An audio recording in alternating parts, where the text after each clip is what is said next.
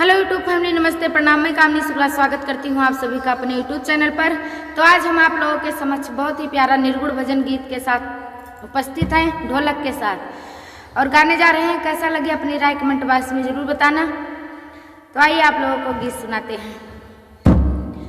उम्र बीती जाए तनी सोचो सजनवा, उम्र बीती जाए तनी सोचो सजनवा, बालापन बीत गयो खेल कूदन में, बालापन बीत गयो खेल कूदन में, खेल कूदन में, हाँ खेल कूदन में, आई जवानी चलो अठिलाई तनी सोचो सजनवा, आई जवानी चलो अठिलाई तनी सोचो सजनवा, उम्र बीती जाए तनी सोचो सजनवा।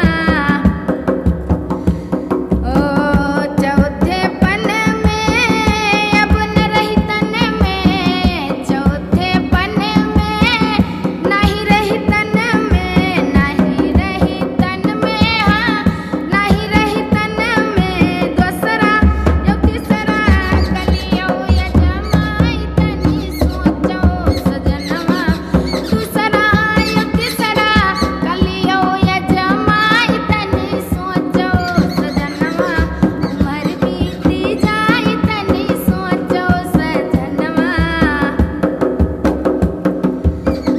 अब न बनेगी तो फिर न बनेगी, अब न बनेगी तो फिर न बनेगी, फिर न बनेगी, हाँ फिर न बनेगी। लई यमराज जगत सारा सपना, लई यमराज जगत सारा सपना, ओ काहे कामनी शुक्ला करमाला हराई तनी सोचो सजनवा, काहे कामनी शुक्ला करमाला हराई तनी सोचो सजनवा, उम्र बीती जाए तनी सोचो सजनवा, उम्र बीती जाए तनी सोचो सजनवा। कैसा लगा आप सभी को अपनी राय कमेंट बॉक्स में जरूर बताना। अच्छे से प्यार दुलार आशीर्वाद के साथ।